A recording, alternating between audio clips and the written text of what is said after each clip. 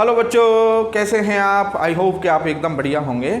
और मैं हूं आपका अपना विनीत कौशिक और आप देख रहे हैं हम सब का अपना चैनल डाइवर्स फिजिक्स। तो बच्चों, आज का टॉपिक बहुत ही इंटरेस्टिंग है और बहुत इजी है।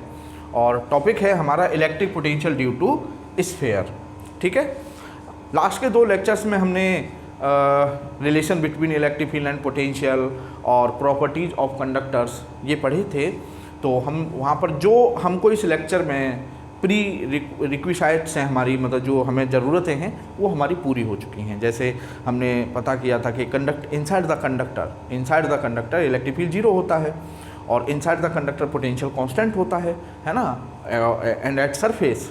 क्लियर? और तो आज के इस लेक्चर में हम जो हमें ज़रूरत है बेसिक की वो हमारे पास है। तो ये टॉपिक बहुत ही इंटरेस्टिंग है और बोर्ड और कॉम्पिटिटिव एग्ज़ाम दोनों के पॉइंट ऑफ व्यू से काफ़ी इम्पोर्टेंट है ना। तो स्टार्ट करते हैं बच्चों, electric potential due to sphere. तो electric potential due to hollow sphere. भाई स्फीयर आपका हॉलो भी हो सकता है, स्फीयर आपका सॉलिड भी हो सकता है। अब हॉलो स्फीयर में भी आपका स्फीयर कंडक्टिंग हो सकता है, नॉन कंडक्टिंग हो सकता है। तो हॉलो स्फीयर में चाहे कंडक्टिंग हो स्फीयर, चाहे नॉन कंडक्टिंग हो, और बच्चों इवन सॉलिड कंडक्टर, सॉलिड हो स्फीयर और सॉलिड कंडक्टिंग स्फीयर, ठीक है, तीनों केस के लिए एक ही फॉर्मूला होगा। कौन कौन से? Electric potential due to hollow conducting sphere हो, हॉलो नॉन कंडक्टिंग स्फीयर हो, सॉलिड कंडक्टिंग स्फीयर हो, तीनों केस के लिए सिचुएशन फॉर्मूला एक ही होता है। ठीक है बच्चों?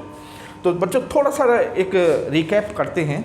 हमने जब गॉस लॉ पढ़ा था, आपको याद होगा, तो गॉस लॉ में हमने स्फीयर दोनों के लिए, स्फीयर के लिए मतलब दोनों स्फीयर के लिए, हॉलो के लिए भी और सॉलिड स्फीयर के लिए भी, और इवन कंडक्टिंग और नॉन कंडक्टिंग दोनों के लिए हमने इलेक्ट्रिक फील्ड ड्राइव किया था। तो वो एक बार रिकैप कर लेते हैं कि सपोज ये एक कंडक्टिंग स्फीयर है ना, या नॉन कंडक्टिंग हॉलो स्फीयर है, या सॉलिड कंडक्टिंग स्फीयर है, कुछ भी समझ लीजिए आप, एक ही बात होगी। क्योंकि कंडक्टिंग सॉलिड स्फीयर होगा तो आपको याद होगा, अभी हमने लास्ट लेक्चर में प्रॉपर्टी पढ़ी थी कि कंडक्टर के केस में सारा चार्ज कहाँ पर रहता है? उसके सरफेस पर रहता है ना। तो ये अगर सॉलिड भी होगा तो भी सारा चार्ज कहाँ पर रहना है? उसके सरफेस पर। और नॉन कंडक्टिंग हॉलो है तो नॉन कंडक्टिंग हॉलो का मतलब यहाँ पर कोई मटेरियल नहीं है। और चार्ज किसकी प्रॉपर्टी है? मटेरियल की। तो मटेरियल होगा तभी तो अंदर चार्ज होगा, जब मटेरियल ही नहीं है तो फिर सारा चार्ज कहाँ पर होगा? उसके केस में सरफेस पर होगा, है ना। तो यहाँ पर 3 केस थे इलेक्ट्रिक फील्ड के, कि एक पॉइंट हमारा बाहर है स्फीयर के, एक पॉइंट हमने सरफेस पर लिया था, है ना, और एक पॉइंट हमने इनसाइड लिया था। तो जो पॉइंट आउटसाइड था, आउटसाइड पॉइंट पर इलेक्ट्रिक फील्ड होता था 1/4πε0q/r², means like a point charge. आपको याद आया होगा, है ना। बाहरी अगर कोई पॉइंट बाहर है तो उसके लिए स्फेरिकल चार्ज कैसे बिहेव करता है? पॉइंट चार्ज की तरह बिहेव करता है। सरफेस के लिए हम सिंपली स्मॉल r की जगह पर क्या रख देते हैं? Capital R, radius of sphere, है ना। और इनसाइड द स्फीयर, चाहे कंडक्टिंग है या नॉन कंडक्टिंग, हॉलो या सॉलिड है, इनसाइड द कंडक्टर जो इलेक्ट्रिक फील्ड है वो क्या होगा? 0। Inside the sphere electric field क्या होगा? 0 होगा। तो ये हमको पता होनी चाहिए कि किस पॉइंट पर इलेक्ट्रिक फील्ड क्या है। तो अगर ये पता है हमें तो पोटेंशियल आ गया। उसके बाद बच्चों हमने relation between electric field and potential पढ़ा था। E इक्वल टू, आपको याद होगा, E इक्वल टू -dv/dr, या V equal to integration infinity to r e dr। याद आया होगा आपको रिलेशन। तो वो रिलेशन आपके सामने है। तो मैं सबसे पहले केस फर्स्ट कर रहा हूँ इस स्फीयर के लिए, पोटेंशियल एट आउटसाइड पॉइंट। ये कोई पॉइंट है P जिसकी स्फीयर के सेंटर से जो डिस्टेंस है वो कितनी है बच्चों? r। ठीक है, और मुझे इस पॉइंट P पर पोटेंशियल पता करना है। तो पोटेंशियल एट आउटसाइड पॉइंट, तो we know that E equal to -dv/dr। तो E इक्वल टू -dv/dr, तो dv/dr इक्वल टू -e, सो यहाँ से dv इक्वल टू -e/dr। दोनों तरफ इंटीग्रेट करेंगे, है ना, दोनों तरफ इंटीग्रेट करेंगे बच्चों, तो ये हो जाएगा हमारा v इक्वल टू माइनस, क्योंकि इन्फिनिटी है ना। इसको अगर बच्चे आप ये सोच रहे हो कि ये v1 to v2 करेंगे तो ठीक है, v1 to v, तो v1 हमारा क्या है? इन्फिनिटी, इनिशियल, और इन्फिनिटी पर पोटेंशियल 0 होता है, तो ये 0 to v हो जाएगा। तो मतलब कहने का dv का आएगा v, है ना, और ये हो जाएगा minus integration infinity to R और ई डी आर।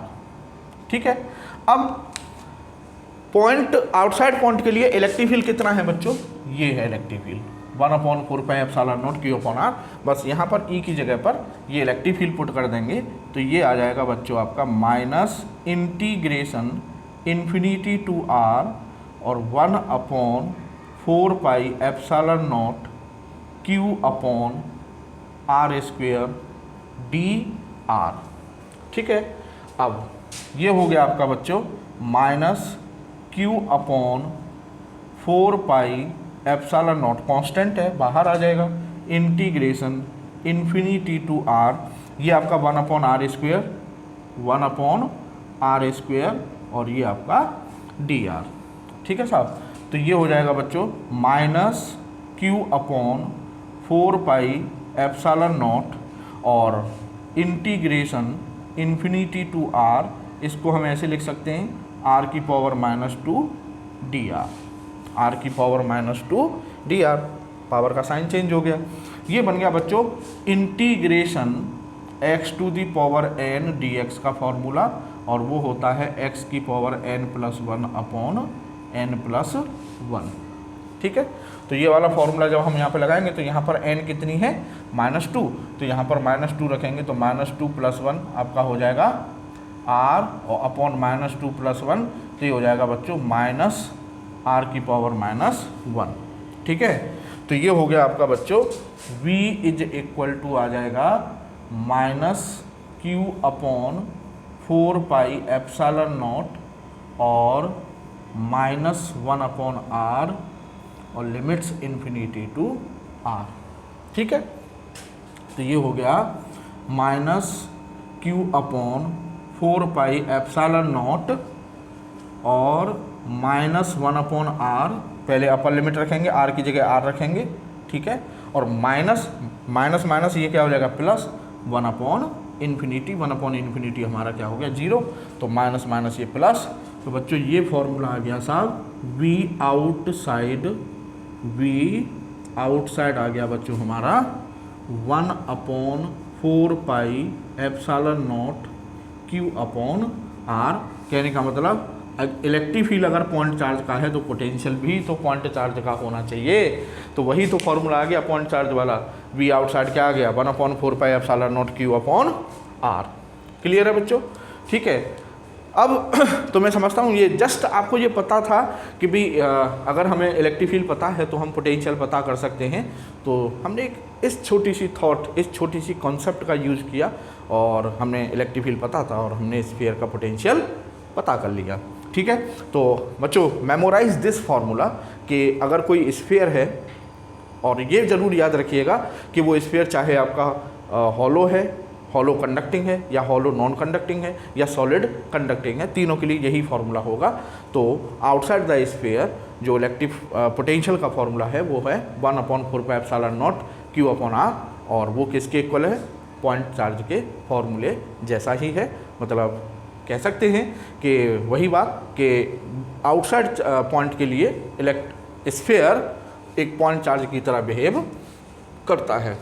तो मैं समझता हूँ कि आपने लिख लिया होगा ये, तो मैं अब आगे बढ़ता हूँ। तो ये हो गया हमारा आउटसाइड। अब बच्चों एट सरफेस तो बहुत सिंपल है भाई, अगर ये पॉइंट आपका यहाँ से सरफेस पर आ गया तो जो स्मॉल r है सेंटर से p तक, ये स्मॉल r यहाँ पर आके स्मॉल r किसके इक्वल हो जाएगी, स्फीयर की रेडियस के, है ना। तो केस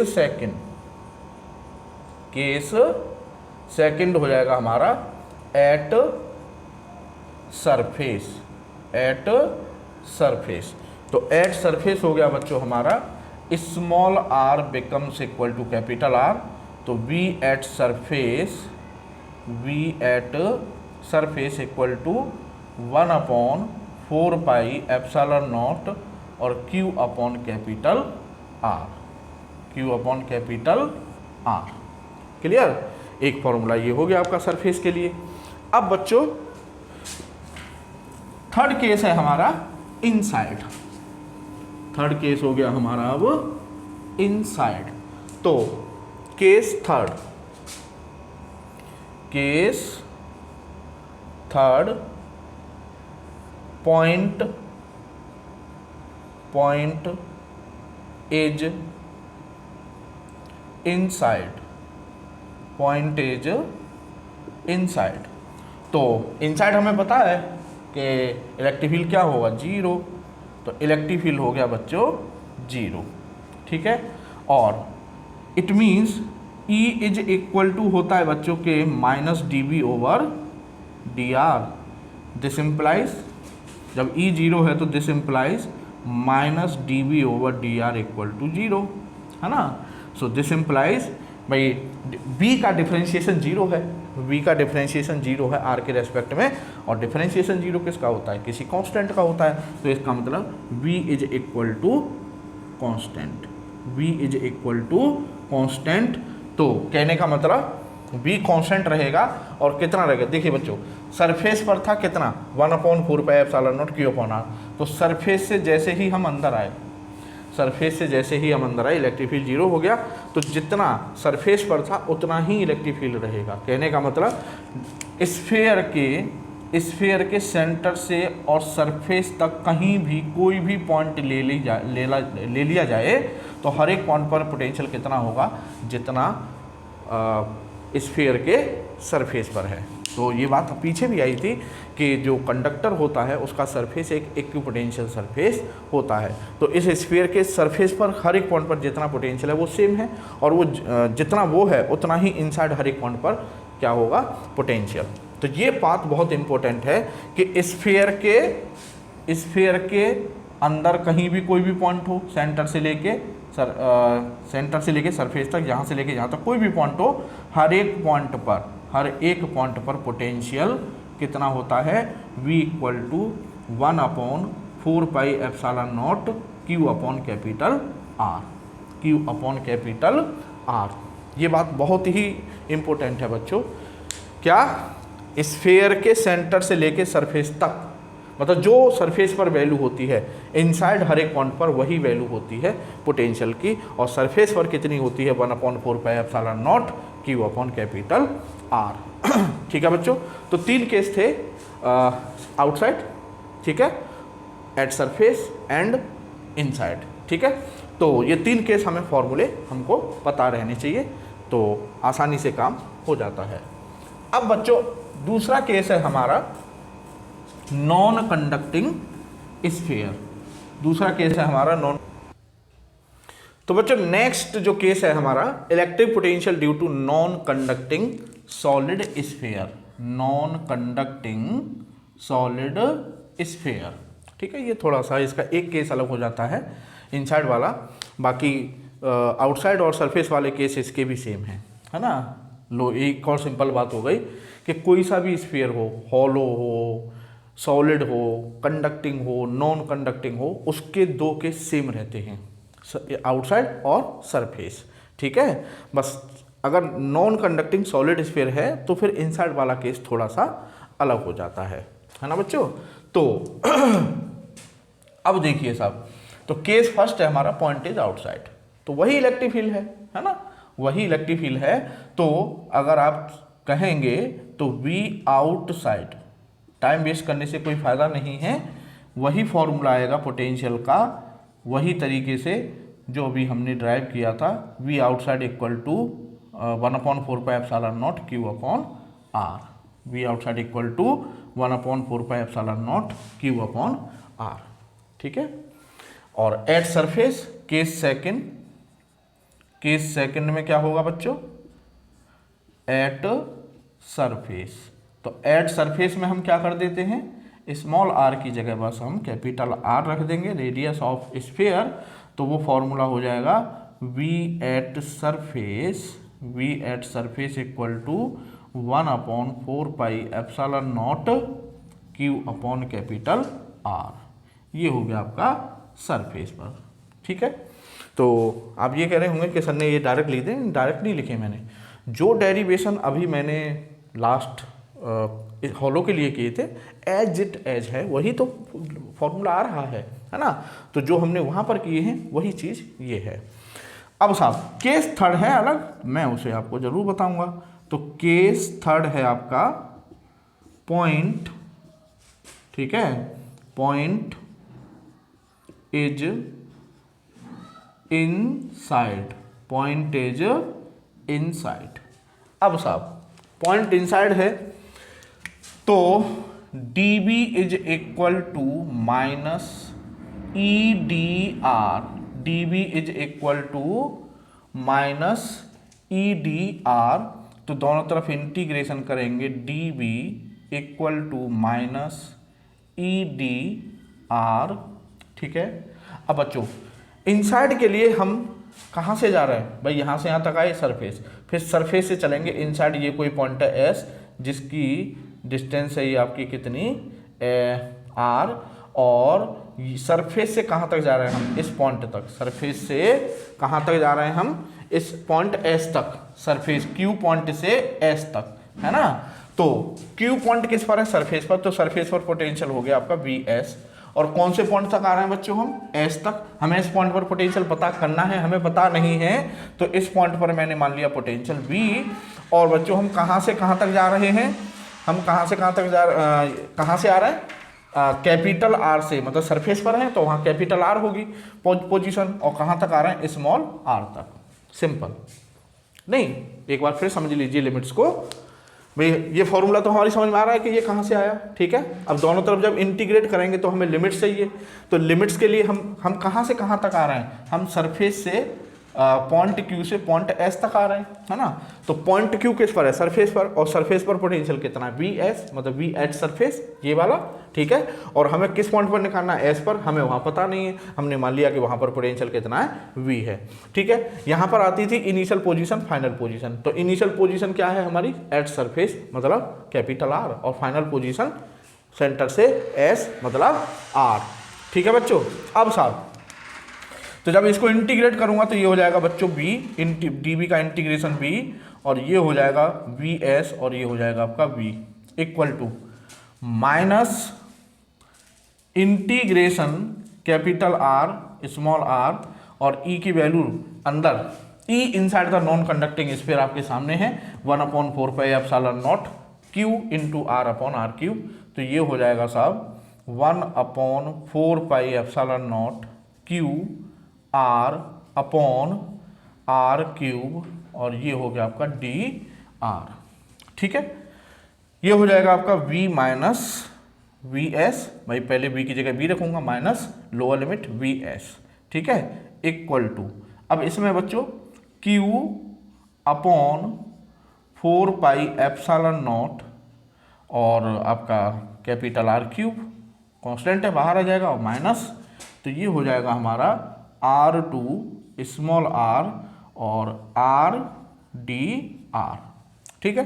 तो ये सिंपल हमारा x की पावर n dn वाला फॉर्मूला बन गया। तो इसका इंटीग्रेशन आप समझ रहे होंगे क्या हो जाएगा, तो ये हो गया आपका minus Q upon 4 pi epsilon not R cube, ठीक है, और ये हो जाएगा आपका R स्क्वेयर अपॉन 2, और लिमिट्स हो गई साहब आपकी capital R to small r, ठीक है। तो minus Q upon 4 pi epsilon not R cube, और ये हो जाएगा बच्चों, पहले अपर लिमिट रखूंगा तो R की जगह R रखूंगा, तो R स्क्वेयर बाई 2 माइनस, फिर लोअर लिमिट तो स्मॉल r की जगह कैपिटल R, तो R स्क्वेयर बाई 2, ठीक है। ये हो गया साहब। अब इसे रफ कर देता हूँ, ये तो आपने कर लिया होगा। तो अब आते हैं साहब किस पर, आगे की प्रोसेस क्या है, वो ये है कि माइनस, हाँ ये आ गया हमारा V माइनस VS, ठीक है ना। तो हमें तो V चाहिए ना, तो V जो है वो हो जाएगा आपका V इज इक्वल टू, इसको VS को इधर ले जाएंगे, है ना। देखिए ये जो आपका VS है इसको इधर लाएंगे तो V इक्वल टू हो जाएगा बच्चों VS, और आपका minus Q upon 4 pi epsilon not R cube, और ये हो गया आपका small R square upon 2 minus capital R square upon 2। ठीक है। अब साहब वी एस एट सरफेस अभी निकाला था आपने, लिखा होगा। तो एट सरफेस क्या वैल्यू थी पोटेंशियल की, वो लिख देते हैं। तो ये थी आपकी 1/4 pi epsilon not Q upon capital R और minus Q upon 4 pi epsilon not R cube. ठीक है, इसको रब करता हूँ। चल भाई तू भी चल यहाँ से, इसको भगाया। तो ये हो गया आपका आर स्क्वेयर अपॉन 2 और माइनस आर स्क्वेयर अपॉन 2। ठीक है। अब साहब Q upon 4 pi epsilon not, Q upon 4 pi epsilon not R common आ जाएगा। तो इसको हम ऐसे ले सकते हैं 1 माइनस 1 अपॉन आर स्क्वेयर, है ना, 1 भाई ये हो गया 1 minus Q upon 4 pi epsilon not R है। तो ये बचेगा minus 1 upon R square, minus का इसमें अंदर मल्टीप्लाई कर दूंगा तो ये हो जाएगा R square upon 2 R square और ये माइनस माइनस प्लस। ठीक है, तो ये हो जाएगा आपका 1/2 प्लस का 1/2। ठीक है, देख लीजिए आप, है ना, नहीं आया समझ में, है ना, आया होगा। 1/4 pi epsilon not Q upon R common ले लिया, इसमें से ये वाला ये कॉमन लिया हमने, तो इसकी जगह पर क्या बचा 1। ठीक है, इसको हम ऐसे ले सकते हैं Q upon 4 pi epsilon not R into R Q R square. तो 1/4 pi epsilon not Q upon R common ले लेंगे तो उसमें बचेगा आपका 1 upon R square, minus 1 upon R square का मल्टीप्लाई किया तो आर स्क्वेयर अपॉन माइनस का R square upon 2 R square. ठीक है, माइनस की 1 अपॉन आर स्क्वेयर का इसमें कॉमन करेंगे तो आर स्क्वेयर से आर स्क्वेयर कैंसिल हो जाएगा, बचेगा प्लस का 1/2 और ये 1 प्लस 1/2 हो जाएगा 3/2। ठीक है ना, तो Q upon 4 pi epsilon not R और ये हो जाएगा बच्चों आपका 3/2 minus R square upon 2 R square. ठीक है, 3/2 minus R square upon 2 R square. Clear. अब साहब तो ये आ गया बच्चों हमारा potential inside the non conducting sphere. अब बच्चों मैथमेटिक्स बोलता है तो अब थोड़ा सा मैथमेटिक्स को बुलवाते हैं। बड़ी कमाल की चीज़ होती है ये मैथमेटिक्स बड़ी कमाल की चीज़ होती है। मैं समझता हूँ बायो वाले बच्चे मुझे कोसते होंगे जब मैं ये कहता हूँ कि मैथमेटिक्स बड़े कमाल की चीज़ है, लेकिन नहीं बच्चों को नहीं, तुम्हारे लेवल का ही मैथ है यार, ज़्यादा वो नहीं है। ठीक है ना, तो देखो अगर इसमें हम एक चीज़ देखें, एट सेंटर मतलब स्फीयर है ये, तो यहाँ पर एक कोई पॉइंट है इनसाइड और ये सेंटर है ओ। तो जब ये पॉइंट है कोई मान लो एस था ना, अभी इस पॉइंट को अगर हम सेंटर पर ले आएंगे तो आर क्या हो जाएगी 0। तो at centre R becomes equal to 0, है ना। तो इस फॉर्मूले में अगर हम आर को 0 रख देते हैं तो ये फॉर्मूला आ जाएगा हमारा v equal to 1/4 pi epsilon not और q अपॉन आर और ये आपका 3/2, है ना। और 1/4 pi epsilon not q upon R क्या था बच्चों, पोटेंशियल एट सरफेस, है ना। तो v एट सेंटर, बड़े ये डायरेक्ट आ जाता है नीट में, है ना। v एट सेंटर के कौन सा किसका सेंटर, नॉन कंडक्टिंग स्फीयर का, है ना। v एट सेंटर होता है 3/2 of v at surface, clear. v at centre equal to होता है 3/2 ऑफ v एट सरफेस, है ना। मतलब 3/2 ऑफ v सरफेस, तो ज़्यादा होगा ना, 1.5 गुना हो गया, मतलब सेंटर पर ज़्यादा होता है। तो v सेंटर जो होता है ये कह सकते हैं आप कि 1.5 टाइम्स होता है किसका, v एट सरफेस का। क्लियर, ये हो गया, है ना। तो ऑब्वियस सी बात है कि अगर ये आपका नॉन कंडक्टिंग स्फीयर है तो सेंटर पर है ज़्यादा और यहाँ सरफेस पर है कम। तो जब सेंटर से इस सरफेस की तरफ चलना है तो इसका मतलब पोटेंशियल क्या हो रहा है, डिक्रीज। भाई जब भी तो 1.5 गुने से जब भी तो ज़्यादा हो, मेरा कहने का मतलब सरफेस पर कितना है, या उल्टा कर लो, सरफेस पर कितना है b, और वो कह रहा है कि सेंटर पर जाके वो 1.5 गुना हो जाएगा, 1.5 टाइम हो जाएगा। तो इसका मतलब जब सरफेस से सेंटर की तरफ बड़े होंगे तो पोटेंशियल बढ़ता गया होगा, तभी तो 1.5 टाइम्स हुआ है, नहीं। तो ये इट मीन्स अगर हम सेंटर से सरफेस की तरफ चलें तो पोटेंशियल क्या होता जाएगा, डिक्रीज होता जाएगा। क्लियर। तो ये था बच्चों आपका स्फेयर्स के लिए पोटेंशियल का फॉर्मूला। तो बहुत शॉर्ट बात में अगर मैं आपसे कहूँ, आपको एक फॉर्मूला याद करना है, बाकी मैंने आपको बताया है, चाहे कंडक्टिंग स्फीयर हो चाहे नॉन कंडक्टिंग स्फीयर हो, हॉलो हो, कंडक्टिंग हो, है ना, या नॉन कंडक्टिंग हो, है ना, कोई सा भी स्फीयर हो, दो केस सेम हैं सबके लिए। कौन कौन से? आउटसाइड और सरफेस। ठीक है। तो नॉन कंडक्टिंग का एक केस है बस, इनसाइड वाला जो अलग है, वो आपको समझना था, वो आपने समझ लिया। तो ये फॉर्मूला एक अलग है जिसको आपको अलग से याद रखना है, ये इनसाइड पॉइंट के लिए है। और एक ये बात इंपॉर्टेंट निकली थी कि नॉन कंडक्टिंग सॉलिड स्फीयर के केस में सेंटर पर जो पोटेंशियल होता है वो सरफेस के पोटेंशियल का 1.5 टाइम्स या 3/2 टाइम्स होता है। ठीक है बच्चों।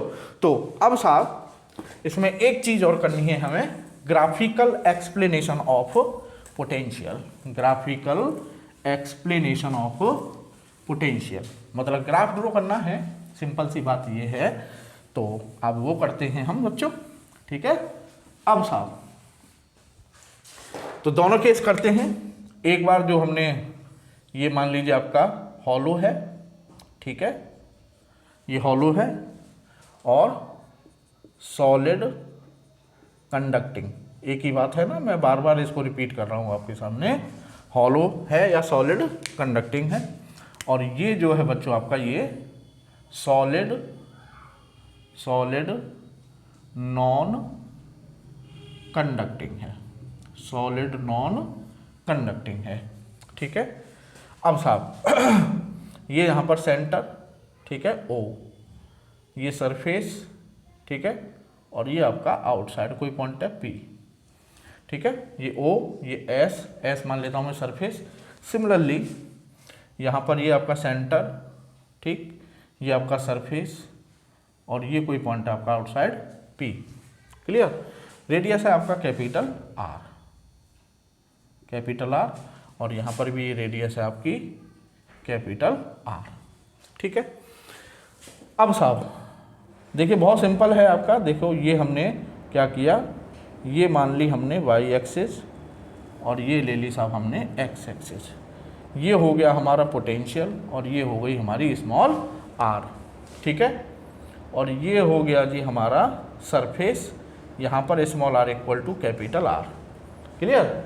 अब देखो ये ओरिजिन, ये वाला ओरिजिन से जब हम यहाँ से यहाँ तक चल रहे हैं, मतलब यहाँ से जब यहाँ तक चल रहे हैं तो हम स्फीयर के अंदर हैं, स्फीयर के अंदर हैं। तो स्फीयर के अंदर कंडक्टिंग के केस में स्फीयर के अंदर अगर कोई पॉइंट है तो वहाँ पर पोटेंशियल कितना होता है बच्चों, V equal to 1/4 pi epsilon not Q upon capital R, और वो कांस्टेंट होता है। तो कहने का मतलब सेंटर पर कितना पोटेंशियल होगा बच्चों, इतना। तो सेंटर पर यहाँ पर इतना पोटेंशियल है, सपोज मैंने मान लिया, और ये कितना है, इतना है। ठीक है। और जब सेंटर से मैं सरफेस की तरफ चलता जा रहा हूँ तो पोटेंशियल कांस्टेंट है मेरा, कहने का मतलब ये वैल्यू चेंज नहीं होगी। तो ग्राफ कैसा रहेगा, स्ट्रेट। ठीक है। और perpendicular to the B axis, जो क्या दिखा रहा है कि बी की वैल्यू में कोई चेंज नहीं हो रहा। अब बच्चों हम पहुँच गए यहाँ पर सरफेस पर, ठीक है, यहाँ पहुँच गए। अब इससे आगे जब निकलेंगे बाहर तो इस पॉइंट पर पोटेंशियल होता था हमारा 1/4 pi epsilon not Q upon small r, that is V inversely proportional to R। और ये बात हम कई बार कह चुके हैं कि for any inverse relation graph will be rectangular hyperbola. तो यहाँ से आगे निकलते ही आउटसाइड हो गए, और आउटसाइड V में और R में रिलेशन है इनवर्स, तो ग्राफ हो जाएगा आपका ये रेक्टेंगुलर हाइपरबोला। ठीक है बच्चों। तो ये हो गया आपका V versus R graph for conducting hollow sphere या सॉलिड कंडक्टिंग स्फीयर या नॉन कंडक्टिंग हॉलो स्फीयर के लिए, तीनों के लिए एक ही है। अब आते हैं बच्चों सॉलिड नॉन कंडक्टिंग स्फीयर। तो ये साहब हमने मान ली आपकी, ये मान लिया V, और ये मान लिया साहब हमने R, और ये हो गया साहब हमारा सरफेस, यहाँ पर small r equal to R, और ये हमारा हो गया ओरिजिन। ठीक है बच्चों। तो सेंटर पर B सेंटर जो है वो कितना था बच्चों, 3/2 दिस, है ना। कहने का मतलब सपोज मानो ये O क्या है, सेंटर। तो सेंटर पर O आर जब जीरो है मतलब आर जीरो होगा ना सेंटर पर, जब ये आर जीरो है तो मतलब सेंटर, और जब आर जीरो है तो वहाँ पर पोटेंशियल की वैल्यू है कुछ, और वो वैल्यू है कितनी 3/2 के क्यू अपॉन कैपिटल आर, 1/4πε0 को मैंने के लिख दिया, तो ये हमारा बी सेंटर है। ठीक है बच्चों। उसके बाद जब हम सेंटर से सरफेस की तरफ चल रहे थे, तो अभी अभी हमने डिस्कस किया था, जब हम सेंटर से सरफेस पर, क्योंकि सरफेस पर जाके सरफेस पर कम हो रही है, तो कहने का मतलब सेंटर से जब सरफेस की तरफ चलना है तो वहाँ पर पोटेंशियल की वैल्यू बच्चों क्या होती है, डिक्रीज होती है, इस तरह से, है ना, डिक्रीज होती आ रही है, डिक्रीज होती आ रही है, और ये हो गया आपका सरफेस, और सरफेस पर वैल्यू कितनी होती है बच्चों, के क्यू अपॉन कैपिटल आर। ठीक है। उसके बाद फिर जब हम आउटसाइड चलते हैं, तो आउटसाइड के लिए तो कॉमन केस है, पॉइंट चार्ज की तरह, मतलब आउटसाइड के लिए जो आपका इलेक्ट्रिक पोटेंशियल है वो B inversely proportional to small R है। तो यहाँ से जो ग्राफ है वो आपका इस तरह से रेक्टेंगुलर हाइपरबोला की शेप ले लेगा। ठीक है। तो ये हो गया आपका नॉन कंडक्टिंग स्फीयर के लिए, नॉन कंडक्टिंग स्फीयर के लिए graphical representation of potential. Clear बच्चों। तो ये आपका नॉन कंडक्टिंग स्फीयर के लिए हो गया, और ये आपका हॉलो कंडक्टिंग, नॉन कंडक्टिंग या सॉलिड कंडक्टिंग स्फीयर के लिए हो गया। तो ये हो गया बच्चों बी वर्सेज आर ग्राफ। मैं समझता हूँ कि आपके समझ में आया होगा। अब बच्चों लास्ट जो टॉपिक है उस पर बढ़ते हैं। तो बच्चों ये जो टॉपिक है आपका, ये बहुत इम्पोर्टेंट है, और इसमें एनसीईआरटी की एक्सरसाइज में भी आपको इस कॉन्सेप्ट के ऊपर क्वेश्चंस हैं, बोर्ड्स में भी क्वेश्चन आते हैं, और कंपटीशन लेवल पर तो आते ही आते हैं। टॉपिक है आपका electric potential of concentric sphere. Concentric circle आप सुना होगा ना, जिनका कॉमन सेंटर होता है। तो जैसे आपका ये एक स्फीयर सपोज ये है, एक स्फीयर आपका ये है, एक स्फीयर आपका ये है, सपोज ये 3 कॉन्सेंट्रिक स्फीयर्स हैं। ठीक है। ये मान लेते हैं हमारा ए है, ये मान लेते हैं बी स्फीयर है, ये मान लेते हैं सी स्फीयर है, और स्फीयर ए पर चार्ज है क्यू ए, स्फीयर बी पर चार्ज है आपका क्यू बी, और स्फीयर सी पर चार्ज है क्यू सी। स्फीयर ए की रेडियस है आर ए, स्फीयर बी की रेडियस है आर बी, और स्फीयर सी की रेडियस है आर सी। क्लियर। तो जो इस तरह के क्वेश्चन में वो आपसे कहेगा कि भाई स्फीयर ए का पोटेंशियल बताओ, या स्फीयर बी का पोटेंशियल बताओ, या स्फीयर सी का पोटेंशियल बताओ, है ना, या हमें तीनों का निकालना पड़ सकता है। तो अब कैसे पता करें 3 स्फीयर में? तो सबसे पहली बात तो ये याद रखिएगा कि नंबर ऑफ स्फीयर कितने भी हों, किसी भी स्फीयर पर आपसे पोटेंशियल पूछा जाए तो प्रिंसिपल ऑफ सुपरपोजिशन तो भूलना ही नहीं, है ना। कहने का मतलब किसी भी इस पॉइंट पर, किसी भी स्फीयर के किसी भी पॉइंट पर, सपोज करो, जस्ट सपोज कि वो स्फीयर बी पर पोटेंशियल पूछ रहा है, तो इसका मतलब ये नहीं है कि स्फीयर बी पर, स्फीयर बी के पॉइंट पर स्फीयर बी की वजह से होगा, क्योंकि उसकी सराउंडिंग में स्फीयर ए भी है, स्फीयर सी भी है, तो उसकी वजह से भी होगा, है ना। तो कहने का मतलब अगर मैं इस पॉइंट पर पोटेंशियल निकालना चाहता हूँ तो तीनों स्फीयर्स की वजह से पोटेंशियल होगा, पहली बात। अगर मुझे सी पर निकालना है तो सी पर तीनों की वजह से पोटेंशियल होगा, ए की वजह से भी, बी की वजह से भी, और सी की वजह से भी। सिमिलरली ए पर अगर मुझे पोटेंशियल निकालना है तो ए पर ए की वजह से भी होगा, बी की वजह से भी होगा, और सी की वजह से भी होगा। तो पहली बात तो ये क्लियर करनी थी, है ना, कि कोई भी नंबर ऑफ स्फीयर हो, 2 3 4, हर स्फीयर पर जितने स्फीयर हैं उतने स्फीयर्स की वजह से ही पोटेंशियल होगा। दूसरी बात जो आपको इम्पोर्टेंट याद रखनी है और समझनी है, और कॉन्सेंट्रिक स्फीयर्स के केस में आपको वो दोनों पॉइंट माइंड में रखते हुए क्वेश्चन को सॉल्व करना है। तो वो 2 पॉइंट क्या हैं कि in case of concentric spheres, in case of concentric spheres 2 points are important. पहला पॉइंट आपको क्या रखना है दिमाग में, electric potential on the surface and any point inside the sphere is V equal to 1/4πε0 Q upon R, where R is the radius of sphere। ये R क्या है, रेडियस ऑफ स्फीयर। ठीक है। अब ये भी पॉइंट किया था ना हमने कि स्फीयर के सरफेस पर और अंदर कहीं भी कोई भी पॉइंट ले लीजिए, पोटेंशियल कांस्टेंट रहता है, तो जितना सरफेस पर होगा उतना ही अंदर होगा। तो ये पॉइंट आपको पता है कि at any point inside and at surface potential कितना होगा, 1/4πε0 Q upon capital R। And outside दूसरा पॉइंट क्या है, electric potential at any point outside the sphere, electric potential at any point outside the sphere कितना होगा, B = 1/4πε0 Q upon small r, where small r distance of point from centre. जो sphere का centre है, suppose ये sphere है तो sphere के centre से कोई पॉइंट है ये बाहर, उसकी सेंटर से पॉइंट की डिस्टेंस है स्मॉल r। ठीक है, तो बच्चों ये दो पॉइंट हमको बस दिमाग में रखने हैं और ये समझ लीजिए कि कॉन्सेंट्रिक स्फीयर का कैसा भी क्वेश्चन हो चुटकी में होगा। ठीक है, तो सपोज करो मुझे जैसे यहाँ पर पता करना है पोटेंशियल एट स्फीयर ए, ठीक है, या पोटेंशियल ऑफ स्फीयर ए। तो अब बच्चों स्फीयर ए पर कहीं भी कोई भी पॉइंट ले लो, सपोज करो मैंने यहाँ एक स्फीयर ए पर ये पॉइंट ले लिया, ठीक है, और मुझे इस पॉइंट पर पोटेंशियल पता करना है। तो पहली बात, किसी भी स्फीयर पर जितने स्फीयर हैं उतने स्फीयर की वजह से पोटेंशियल होगा, है ना। तो कहने का मतलब इस पॉइंट पर ए की वजह से भी होगा, बी की वजह से भी होगा, सी की वजह से भी होगा। अब बस आपको इंडिविजुअली देखना है क्या कि स्फीयर ए के लिए वो पॉइंट अंदर है या बाहर है, सही है। स्फीयर बी के लिए वो पॉइंट अंदर है या बाहर है, स्फीयर सी के लिए अंदर है या बाहर है। अंदर या बाहर का केस देख के इन दोनों में से जो भी फॉर्मूला लगे वो फॉर्मूला लगा देना है। जैसे इस पॉइंट स्फीयर ए पर जो पोटेंशियल होगा बी ए, है ना, बी ए कितने स्फीयर हैं बच्चों, 2, है ना, 3। तो ए देखिए गौर से, ए की वजह से होगा इस पोटेंशियल, और अगर आप ध्यान से देखें बाकी को भूल जाओ, केवल ए को देखो, तो ए के लिए वो जो पॉइंट है वो सरफेस पर है, ए के सरफेस पर है ना, तो ए के लिए सरफेस का फॉर्मूला लगेगा। तो B = 1/4πε0 QA, स्फीयर ए पर चार्ज QA, और अपॉन कैपिटल R रेडियस है उस स्फीयर की, तो रेडियस कितनी है स्फीयर ए की, RA, तो RA हो गया। अब प्लस, अब आ जाओ बी के लिए, अब एक, ठीक है, अब बी के लिए आ जाओ। अब ध्यान से देखो, बाकी को भूल जाओ, केवल बी को देखो। तो स्फीयर बी के लिए अगर हम स्फीयर बी को देखें तो उसके लिए ये पॉइंट इनसाइड है, अंदर है या नहीं है, तो अंदर हो या सरफेस पर हो, फॉर्मूला कौन सा लगेगा, ये वाला।